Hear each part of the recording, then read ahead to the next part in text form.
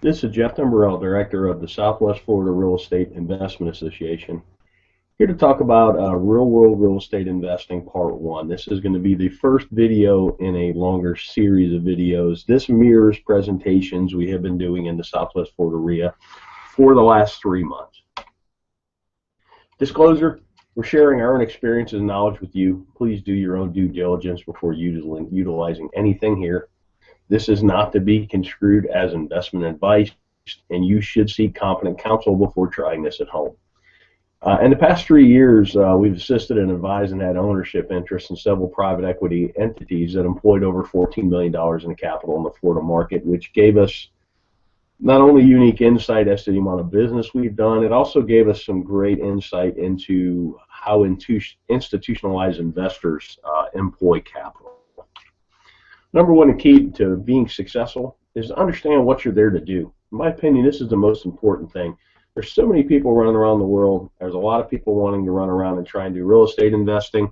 They take courses, they read books, they go to meetings, but they really don't know what they're there to do. They really haven't spent that critical time understanding what you're here to do, what's your mission, what's your goals. I mean, without having any goals, it's hard to achieve any goals, if that makes any sense.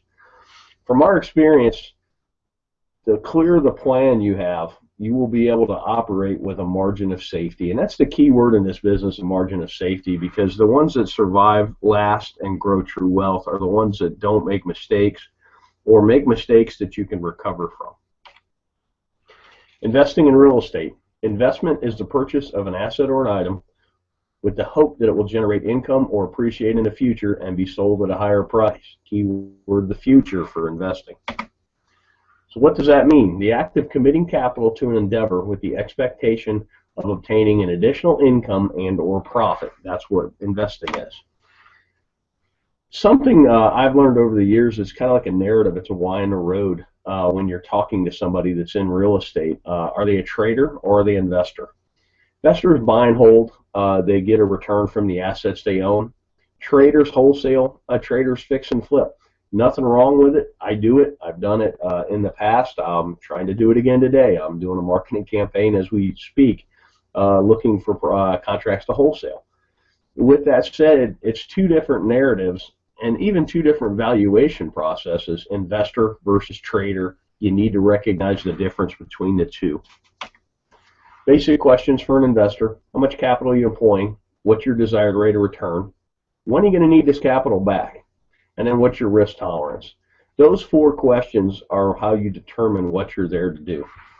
Then we'll talk about capital. There's an opportunity cost of capital, and particularly when you're raising capital, which I've been part of some private equity raises, you really need to understand what other opportunities are out there for investors, because generally why would you buy a piece of real estate that pays you 2% a year with all the headaches associated with that, when if you could at the same time own a CD at 5 with none of the headaches. Give you a chart on 10-year T-bills, talk about opportunity cost. You can really see the recession, the Lehman Brothers crash really killed yields, but it's killed yields no matter what. I mean, pretty much at the time I'm talking about this, yields for a 10-year T-bill are bouncing between 2.6 and 2.8%. That's a terrible yield, particularly with the amount of money they're printing. And you go back 10 years, and this is why investment real estate has become so popular, because it's one of the few places you can get a yield. Here's CD rates from 1984 on, and if you notice, about early 2000s, everybody got excited about real estate, and that's because the CD rates of return just continued to go down. So right now, my God, on your CD, you're getting up 90%.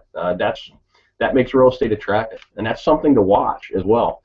As CD rates and other rates on financial instruments go up, real estate may not appear as sexy, particularly to an investor who bought in the valley and bought right and has quite a bit of gain on the table. So opportunity costs in the real world. We already kind of talked about this. Most investors we know are looking for at least 6% a year. I know guys that are even looking for 15, and that's a cash on cash, not an internal rate of return. That would be a whole nother video that could be a whole day's worth, understanding the difference between the two. But what here I'm talking about is a yearly cash on cash return. And you got to be mindful of unrealistic expectations. I've seen people that have pitched 30% returns, and I've seen investors that are looking for 30% returns. And it's really hard to do. There's a lot of randomness and a lot of happenstance, and you're going to lose a lot more than you're going to win when you're dialing up those kind of deals. Unrealistic returns can lead to bad decision making because you seem to be chasing the golden goose instead of chasing a stable investment that pays you to own it. Let's talk about risk tolerance. These are two great quotes by Warren Buffett. And risk tolerance is really age dependent and your financial situation dependent as well. But here's a great quote. Look at the market fluctuations as your friend rather than your enemy.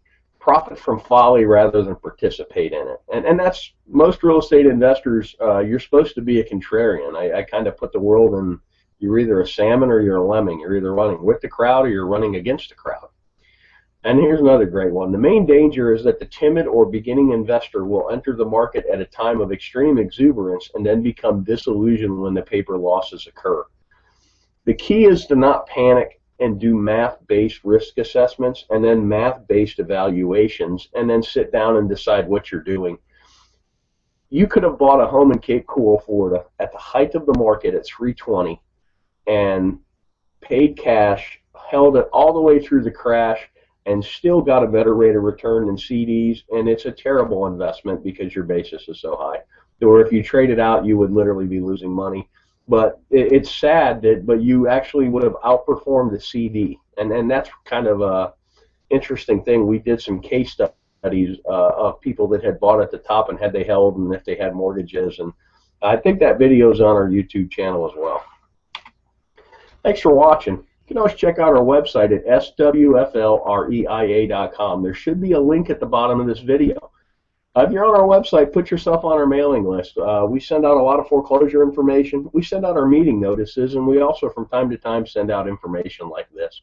I hope this information is useful to you, and make it a great day.